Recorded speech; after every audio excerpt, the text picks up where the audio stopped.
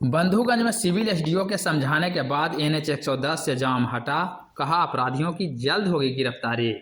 दरअसल जहानाबाद बिहार शरीफ एनएच 110 पर बंधुगंज के समीप 4 घंटों से चला रहा जाम समाप्त हो गया।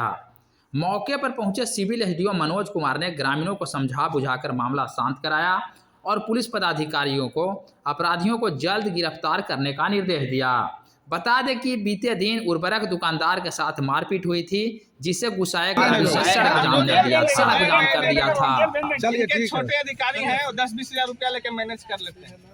वो तो बोल चलिए सर, आप लोग कुछ नहीं होता है, ये सब कुछ नहीं होता है। 2 महिला उनको समझा बुझा के जाम को छुड़वाया गया है और उनको कहा गया है कि आप लोग आपस में बैठक कर लीजिए और क्या समस्याएं हैं यहाँ पर, कौन लोग परेशान करता है, उसके बारे में एक लिखित जो है आवेदन जो है दे दीजिए।